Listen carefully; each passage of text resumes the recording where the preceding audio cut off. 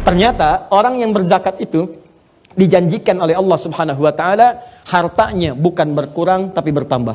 Tahu dari mana kalau berzakat itu hartanya bertambah bukan berkurang?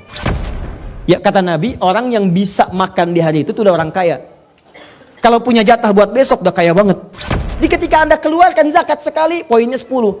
Apa itu poin 10 yang dimaksudkan? Bukan cuma poin pahala akhirat, tapi melipat gandakan 10 kali lipat dari apa yang dikeluarkan. Kalau Anda keluarkan 5 juta, berarti Anda dapat berapa? 50 juta. Ini yang kembali kepada Anda. Jadi sebetulnya kalau orang paham tentang konsep zakat, dia nggak akan pernah menunda. Yang ada, dia bercita-cita untuk berzakat. Jadi kalau orang paham, kalau berzakat itu mengembalikan harta 10 kali lipat, misalnya paling minimal, demi Allah saya katakan, nggak akan ada orang nunda zakat. Zakat minimal 10, infak minimal 700 kali lipat.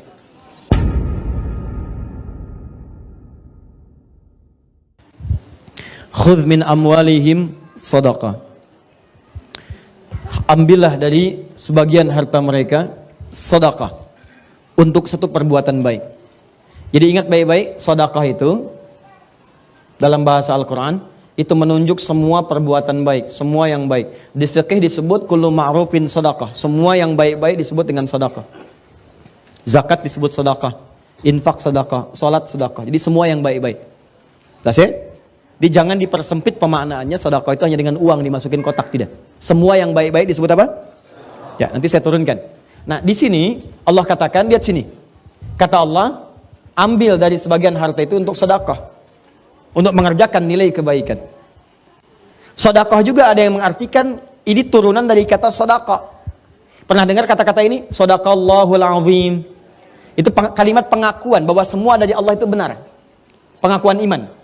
Nah, maka kenapa disebut dengan sedekah? Karena amalan ini bentuk pengakuan kita terhadap kebenaran Allah.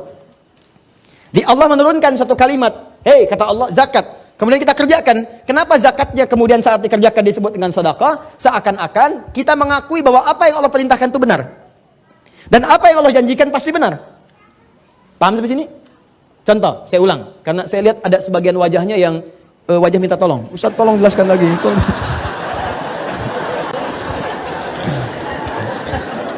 Sedekah. Lihat sini. Sedekah. Pertama dipahami semua perbuatan yang baik-baik. Jelas? Jelas. Di semua jenis kebaikan disebut apa? Nama umumnya. Yang kedua, sedekah itu ada yang mengatakan berasal dari kata as-sidqu. Sudah? Apa itu as-sidqu? Sesuatu yang menunjukkan pengakuan atau pembuktian atas kebenaran perintah dan janji Allah. Perintah dan janji Allah.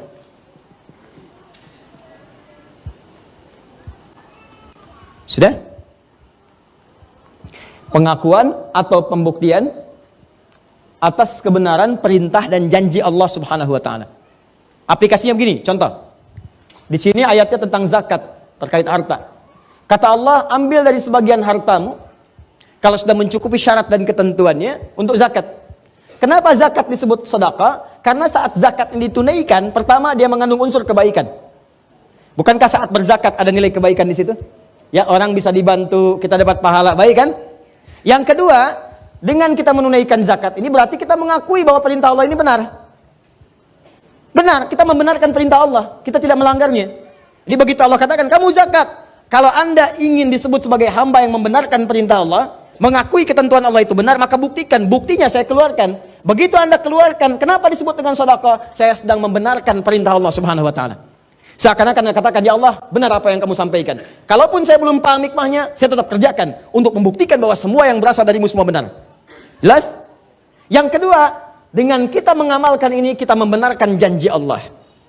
Nah, pertanyaannya, apa yang Allah janjikan lewat amalan-amalan tadi? Ternyata orang yang berzakat itu dijanjikan oleh Allah Subhanahu wa taala hartanya bukan berkurang tapi bertambah. Makanya kenapa zakat di Quran disebut sedekah? Anda diminta yakin ya untuk membenarkan janji Allah. Allah berjanji kalau kamu keluarkan saya tambah bukan saya kurangi. Makanya ketika Anda keluarkan, kenapa disebut sedekah? Khudz min amwalihim sedekah. Nah, Allah ingin meminta Anda sepanjang kemudian kekuatan diri Anda, yakinkan pada diri Anda bahwa saat mengeluarkan zakat itu Anda sedang menambah harta, bukan menguranginya. Dan benarkanlah janji Allah, karena Allah kalau sudah berjanji tidak akan pernah mengingkari. Ya, Quran surah 3 ayat 9. Innallaha la yukhliful mi'ad. Pertanyaannya, Ustadz, tahu dari mana kalau berzakat itu hartanya bertambah bukan berkurang?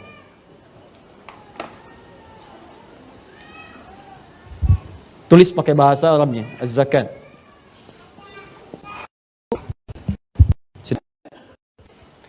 Ustaz, tahu dari mana kalau saya berzakat itu bisa nambah, bukan berkurang? Pertama, dari namanya, zakat. Zakat itu punya dua arti. Satu, at-taharah. Dua, an-numu.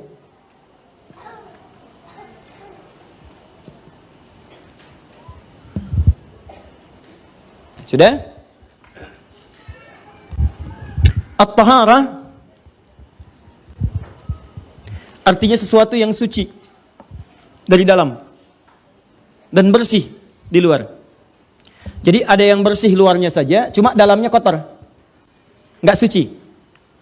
Misal, maaf sekali. Kita berikan contoh hewan. Hewan yang haram itu apa contohnya? Kalau hewan yang antum sebutkan tadi, misal dia dibersihkan tuh, ya, dibersihkan, dicuci, dimandiin, disisirin, tuh kan? Misal, ya, maaf, bersih nggak? Bersih, suci nggak? Tidak. Maka bahasa Arabnya al-khinziru nadhifun walakinnahu ghairu tahir. Ya, khinzir, babi itu nadhifun, bersih luarnya, cuma tetap haram, nggak suci. Sama dengan manusia misalnya, pakai dasi, pakai jas, bersih, rapi. Cuman maaf, hatinya kotor, pencuri. Ya, pakai dasi, pakai jas, datang ke masjid. Orang takbir pertama dia mundur, tas orang diambil. Ya, jadi penampilan itu hanya untuk menyesuaikan dengan tas isi laptop yang diambil. Paham? Baik, sama, datang ke kantor untuk korupsi, datang ke kantor untuk menipu, pakaiannya bagus. Nah, itu disebut dengan orang yang bersih tapi tidak suci. Bersih bahasa Arabnya nadhifun. Tapi kalau sudah suci dalamnya, bersih luarnya disebut dengan tahirun. Sifatnya disebut dengan taharah. Kata Allah, kenapa zakat disebut dengan zakat? Wa aqimus shalah wa atuz zakat. Zakat. Kenapa disebut zakat? Karena fungsi zakat yang pertama membersihkan kotoran di hati kita sehingga tidak terlampau loba dengan urusan harta. Gak diperbudak harta. Jadi kalau Anda tidak ingin diperbudak oleh harta, capek mikirin harta benda. Ngitung lagi, padahal yang ada pun belum dipakai. Ya, kata Nabi, orang yang bisa makan di hari itu udah orang kaya. Kalau punya jatah buat besok udah kaya banget.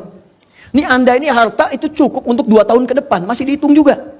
Padahal hidup aja belum nyampe setahun. Kebayang nggak? Nah, jadi ada orang yang diperbudak dengan harta, ngitung. Dan yang paling bahaya adalah ketika dia sudah pelit dengan dirinya sendiri. Hartanya banyak, tapi nggak kepake dengan diri sendiri. Sakitnya sudah parah, sudahlah obat generik aja. Berobat nggak mau, itu nggak mau, tersiksa dirinya. Yang ngeliatin datang ke kebun cabai, cuman metik, hartanya ribuan triliun. Ya, meninggal di kebun. Paham? Dan banyak orang yang tidak menikmati itu. Ada orang diperbudak harta tapi tidak ada keberkahan di dalamnya. Silahkan, tiba-tiba setelah banyakin 1.900 triliun, tiba-tiba keluarganya pecah, dengan istri berpisah dan sebagainya. 25 tahun sudah menikah, ya kan? Dan seterusnya, dan tidak sedap, hidupnya nggak tenang, dibincangkan orang, masuk di media, masuk ini, masuk itu. Apa harapannya? Tidak ada. Nih, orang-orang yang berzakat itu oleh Allah dijaga dari sikap yang berlebihan terhadap harta. Diseakan-akan harta itu hanya dibuat oleh Allah mencukupi semua kebutuhannya, jadi pas. Dan orangnya juga tenang, bukan kurang. Dia dibuat pas dia pengen ada, pas butuh ini ada, pas mau berangkat kendaraan ada, pas mau makan makanan ada. Cuma tenang, pas mau dibagi pun tenang, keluar. Jadi dia merasa harta ini bukan sesuatu yang penting dalam hidup. Dalam arti harus tergantung kepada harta, tidak. Tapi dibuat harta mengikuti irama hidupnya. Jelas? Nah, yang paling dahsyat adalah, lihat baik-baik investasinya. Kata Allah, zakat ini saat dikeluarkan bukan sekedar membuat kita loba, menghindari sifat loba terhadap harta dan menepis racun ketergantungan kepada harta, tapi yang kedua, ini yang paling dahsyat. Ternyata itu mengembangkan harta dengan bahasa yang indah. An-numu. Numu itu jumlahnya banyak tapi manfaatnya seimbang. Kan ada yang jumlahnya banyak tapi manfaatnya nggak ada. Nambah tapi nggak kepake. Ini tidak. Begitu nambah, kepake. Nambah, kepake. Nambah, ada manfaat. Kalau bukan untuk dia, untuk anaknya. Kalau bukan untuk anaknya, untuk cucunya. Kalau bukan untuk cucunya, saudaranya. Kalau bukan untuk saudaranya, tetangganya. Jadi ketika Allah tambahkan, selalu ada manfaat di dalamnya. Pernah dengar kisah Utsman bin Affan radhiyallahu taala anhu? Coba antum cek. Beliau itu hampir setiap hari asetnya nambah. Tapi kebahagiaannya itu selalu ketika beliau bisa mengeluarkan bagian dari zakatnya, bisa sholat malam tahajud sampai dengan khatam Al-Quran, dan biasa membaca Al-Quran. Yang paling dahsyat, setiap nambah aset selalu ada manfaatnya. Asetnya nambah, orang Yahudi menguasai sumur. Kata Utsman, saya beli aja. Begitu dibeli, bukan cuma jadi aset, tapi jadi manfaat. Semua yang haus tinggal ngambil, nggak usah bayar lagi. Kebunnya diambil lagi oleh Utsman, saya beli lagi kebunnya. Semua yang pengen kurma, ngambil aja sekarang, ngambil, nggak usah bayar. Yang lapar ambil, yang haus tinggal minum. Miliknya tetap milik Utsman. Dan ini kan terus bergerak kan nilainya. Setiap masa berganti, ini nilainya terus bergerak. Sampai sekarang asetnya masih ada. Dijadikan apa? Disiapkan untuk penginapan. Semua hasilnya disimpan di Bank Saudi. Disedekahkan atas nama Utsman bin Affan radhiyallahu ta'ala anhu. Sampai sekarang. Orangnya sudah nggak ada 15 abad tapi asetnya masih ada. Dan manfaatnya terasa. Dari mana ini semua? Ini salah satunya. Kebiasaan Utsman untuk berzakat. Setiap orang yang berzakat, maka harta yang dikeluarkan itu dilipat gandakan paling minimal 10 kali lipat dari sebelumnya. Paling minimal 10 kali. Ini lihat sini, fokus ya. Rumusnya Quran surah 6 ayat 160. Saya ulang, rumusnya Quran surah 6 ayat 160. Sebentar, ini waktu saya sudah habis. Boleh nggak saya minta 5 menit lagi aja? Alhamdulillah. Ya nggak apa-apa. Nggak apa-apa, kalau Anda pengen sampai zuhur silahkan. Saya jam 10 kurang 1/4 pulang. Lihat sini. Tahan. Kecuali kalau ada perubahan. Fokus. Setiap yang mengerjakan kebaikan sudah dilakukan karena Allah, maka perbuatan itu berubah jadi amal soleh. Ya, semua perbuatan namanya amal. Dikerjakan karena Allah, karena dorongan iman kita disebut dengan amal soleh. Paham? Misal, saya mau minum nih. Bukan sekedar minum itu perbuatan. Saya niatkan karena Allah, saya sebut namanya. Bismillahirrahmanirrahim. Paling minimal bismillah. Ya, kalau mau lebih jelas saya contohkan, misal. Bismillah. Alhamdulillah. Jelas? Saya tutup lagi. Nah, ketika saya ucapkan Bismillahirrahmanirrahim, lakukan karena Allah, maka perbuatan ini langsung berubah namanya menjadi amal saleh. Nah, saat jadi amal soleh ini, dia punya nilai. Nilainya disebut dengan hasanah namanya. Jelas? Hasanah. Hasanah ini kalau sudah punya nilai, maka oleh Allah kemudian, dia punya poin. Poinnya 10. Setiap hasanah punya 10 poinnya. Rumusnya di mana Ustaz diketahuinya? Di Quran surah ke-6 ayat 160. Man jaa'a bil hasanati falahu asyru amthaliha. Siapa yang mengerjakan satu kebaikan punya nilai hasanah, maka dia dapat poin 10 kebaikan. 10 kali lipat dari sebelumnya. Ya, asyru amthaliha itu, asyru amthal itu 10 kali lipat, 10 kali dari yang semisalnya. Nah, sekarang ada orang mengerjakan kebaikan. Dia keluarkan dari sebagian hartanya untuk zakat. Zakat, maka zakat jadi amal soleh. Jelas ya? Ketika zakat jadi amal soleh, maka dia punya nilai namanya hasanah. Ketika jadi hasanah, maka Allah berjanji setiap perbuatan hasanah dilipat gandakan 10 kebaikan. Ingat, semua yang jadi hasanah dilipat gandakan. Kalau Anda sholat, Anda jadi hasanah. Baik ya, sholat jadi hasanah, sedekah jadi hasanah, zakat jadi hasanah. Punya nilai minimal 10. Ustadz tahu dari mana kalau sholat jadi hasanah? Buka Quran surah 11 ayat 114. Kata Allah, aqimis sholata tarafain nahar wa zulafan minal lail innal hasanati yudhibnas sayyi'at. Salat menghasilkan hasanah, zakat menghasilkan hasanah. Di ketika Anda keluarkan zakat sekali, poinnya 10. Apa itu poin 10 yang dimaksudkan? Bukan cuma poin pahala akhirat, tapi melipat gandakan 10 kali lipat dari apa yang dikeluarkan. Misal, Anda zakatnya 5 juta. 5 juta. Maka ini punya poin di sisi Allah, kalikan 10 kali lipat. Jadi poin pahala akhirat. Bonusnya di dunia dikembalikan lagi oleh Allah 10 kali lipat dari apa yang dikeluarkan. Kalau Anda keluarkan 5 juta, berarti Anda dapat berapa? 50 juta. Ini yang kembali kepada Anda. Jadi sebetulnya kalau orang paham tentang konsep zakat, dia nggak akan pernah menunda. Yang ada, dia bercita-cita untuk berzakat. Karena zakat itu lebih daripada sekedar nabung dan kontan. Jadi begitu Anda keluarkan 5 juta, balik 50 juta. Jadi kalau orang paham, kalau berzakat itu mengembalikan harta 10 kali lipat, misalnya paling minimal, demi Allah saya katakan, nggak akan ada orang nunda zakat. Dan nggak akan pernah orang salah menyimpulkan kalau zakat itu kehilangan harta. Tidak. Kata Allah bukan hilang, malah nambah. Anda keluarkan, saya tambah. Selesai. Dan ini bentuk syukur. Begitu Anda syukur, ditambah. Kan tadi ayatnya. La in syakartum, la azidannakum. Syukur anggota tubuh, gunakan pada yang baik. Syukurnya harta, pakai sesuai ketentuan Allah. Apa diantaranya? Kata Allah zakat, zakat. Begitu Anda zakat, ditambah la azidannakum. Berapa nambahnya? Paling minimal 10 kali lipat. Jadi kalau Anda keluar 5 juta, balik berapa? 50 juta. Tapi cara memahaminya, awas, mesti baik. Bukan berarti langsung diterima kontan 50 juta. Ada yang bentuknya begitu, balik 50 juta. Lewat apa? Lewat proyek, tiba-tiba dapat proyek 50 juta nilainya. Nggak percaya silahkanlah. Anda keluarkan aja 5 juta misalnya, atau 500 ribu, atau 5.000 rupiah. Nanti Anda akan lihat, Anda akan mendapatkan sesuatu nilainya 10 kali lipat daripada itu. Tiba-tiba pulang dari sini keluar, terus pilih-pilih misalnya baju, pakaian di luar. Udah Jeng, gak usah beli, saya aja yang ngasih. Itu nilainya 50 ribu. Padahal Anda masukin kotak infak cuma 5 ribu. Ya, atau Anda keluarkan zakat ini cuma 5 ribu. Begitu keluar dapat 50 ribu. Ada yang traktir makanan. Ada yang dijaga oleh Allah supaya nggak sakit. Yang kalau dia sakit biayanya bisa 50 juta. Ada. Tapi yang harus Anda yakini adalah, begitu Anda keluarkan zakat, Anda mendapatkan investasi 10 kali lipat dari sebelumnya. Ini yang harus Anda pahami. Ya, ada real langsung diberikan. Kalau itu memang Anda butuhkan, bentuknya langsung berupa harta Anda terima. Ada lagi yang kedua, bentuknya aktiva. Ya Anda simpan untuk memberikan kemaslahatan bagi Anda, nilainya 10 kali lipat dari yang tadi. Ya, tidak sehat, tidak terkena utang, proyeknya lancar, ya tidak terganggu macam-macam, nilainya 10 kali lipat dari yang tadi. Kalau mau iseng-iseng silahkan aja, keluarkan oleh Anda. Begitu Anda zakat, Anda lihat-lihat setelah zakat, perhatikan langkah hidup Anda. Anda akan temukan, Anda akan mendapatkan sesuatu yang kalau Anda hitung paling minimal 10 kali lipat dari sebelumnya. Gak percaya silahkan. Ya, cuman gak ada kerjaan aja. Gak ada kerjaan, capek dan pasti terbukti. Sudah?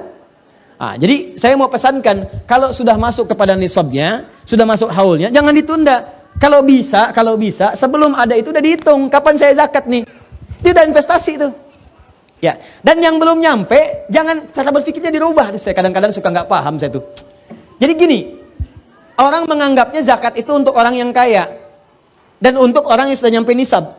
Orang yang nyampe nisab keluar zakat, orang nyampe haul keluar zakat. Hei, ajakan Quran itu bukan begitu. Ajakan Quran itu mengajak kita semua untuk bisa zakat. Di zakat itu jadikan bagian dari visi kehidupan kita. Saya selama hidup pasti bisa zakat, walaupun cuma nilainya 1.000, 2.000, mesti bisa. Gitu caranya. Jadi bukan Anda pahami, oh berarti yang sudah nisab saja yang zakat. Tidak. Cara berpikir. Kalau Allah katakan zakat, wa'atu zakat, saya mesti zakat. Selama hidup saya mesti zakat. Maka Anda mulai berdoa kepada Allah. Ya Allah, saya mohon ya Rabb. Saya selama ini sudah sholat, saya selama ini sudah puasa. Cuman jangan sampai Engkau wafatkan saya Allah sesuai ajalnya. Saya belum sempat zakat. Bimbing saya untuk bisa zakat ya Allah. Bimbing saya. Walaupun cuma 25 juta ya Allah zakatnya selama hidup. Masya Allah. Zakat 25 juta, 2,5%. Berarti mintanya berapa? 1 miliar. Paham ya? 2. Infak. Infak. Ini lebih dahsyat lagi. Fokus, ini terakhir, saya tutup. Lihat baik-baik. Infak itu kadarnya di atas zakat. Karena kalau zakat itu wajib. Dan gak ada tawar-menawar. Ya, dan wajib pun digandakan lagi. Kenapa dipaksa wajib? Seakan-akan Allah itu maksa kita supaya kaya, supaya nambah lagi, supaya tenang lagi hidupnya. Tapi infak lebih dari zakat. Sunnah, tapi masih ada yang mau ngasih. Kalau wajib ngasih, wajar. Ini sunnah, masih mau keluar. Itu yang dahsyat. Makanya pahalanya dilipat gandakan lebih daripada yang sebelumnya. Zakat minimal 10, infak minimal 700 kali lipat. Saya ulang, infak minimal 700. Ingat, saya katakan minimal ya. Minimal. Dalilnya mana Ustaz? Sebelum ke dalil, saya minta toleransi. Boleh nggak 10 menit lagi? Jadi saya lebih tenang. Jadi saya minta tambahan berapa kali? 2 kali kan? Nah, tuh. Kenapa? Infak. Quran surah kedua ayat 261. Paling kiri sebelah atas. Sampai 263. Lihat sini. Mathalul ladzina yunfiquna amwalahum fi sabilillah. Tahan, fokus, lihat baik-baik. Mathalul ladzina yunfiquna amwalahum fi sabilillah. Siapapun yang berinfak, perumpamaan orang-orang yang infak di jalan Allah, siapapun, saya katakan siapapun dari alladzina, mau besar, kecil, tua, muda, laki-laki, perempuan. Orang-orang yang infak di jalan Allah, kamathali habbah, seperti orang yang menanam satu benih, ambatat sab'a sanabil, tumbuh dia jadi 7 tangkai, tumbuh naik jadi 7 kali 7. Fi kulli sumbulatin mi'atu habbah. Dari setiap 7 tangkai ini ada 100 lagi buahnya, benih yang baru, kali 100. 1 kali 7 berapa? 7 kali 100? 700. Maka sepakat nih kalangan penafsir, sepakat. Orang yang infak itu, pahalanya dilipat gandakan, buahnya itu minimal 700 kali lipat. Dari apa yang ia keluarkan. Ustadz kok lebih tinggi daripada zakat? Karena zakat itu wajib. Kalau orang mengerjakan kewajiban, wajar. Karena memang wajib dia kerjakan. Salat fardu 17 rakaat, kalau Anda kerjakan 17 rakaat, jangan bangga, emang wajib. Ya. Yang hebat itu kalau Anda udah bisa mengerjakan yang sunnah, tahajud, bangun. Orang bangun jam 5, Anda bangun jam 3, orang jam 3, Anda bangun setengah 2, kan? Setengah 2, salat, Masya Allah, khusyuk, minta pada Allah, 11 rakaat, sampai dengan jam 4 kurang seperempat, ya. Kemudian Anda zikir, kerjakan sunnah Nabi, miring sebentar ke kanan sambil tiduran, gak kerasa bangun jam 6, misalkan. Nah, udah nanti waktu habis nih. Nah, jadi kalau infak kan sunnah, karena dia sunnah, ini dahsyat nih. Ini dia fardu aja dia kerjakan, dia tambah lagi dengan yang sunnah. Orang mengerjakan fardu aja susah, dia yang sunnah begitu mudah keluar. Maka kata Allah, ini paling minimal 700. Jadi kalau Anda mengerjakan yang sunnah, misal kadang-kadang tuh Allah langsung sediakan. Ini ada infak itu, ada macam-macam, ada yang kadang-kadang di pengajian, ada di masjid, jenisnya macam-macam lah. Ada di tulisannya kotak infak gitu kan. Terus lewat, itu bukan mobil-mobilan tuh Pak, lewat ya, masuk. Nah, tulisan infak misalnya, infak.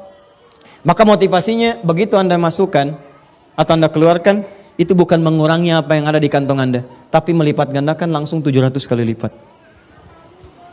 Dan ini ayatnya sering dipotong sampai sini, ini yang total salahnya. Totally wrong. Ada yang sering keliru. Bukan keliru penilaiannya, tapi keliru memotong sampai di sini. Padahal belum selesai. Wallahu yudha'ifu liman yasha' wallahu wasi'un alim. Bahkan Allah akan melipat gandakan pada siapa yang dikehendaki tanpa batasan.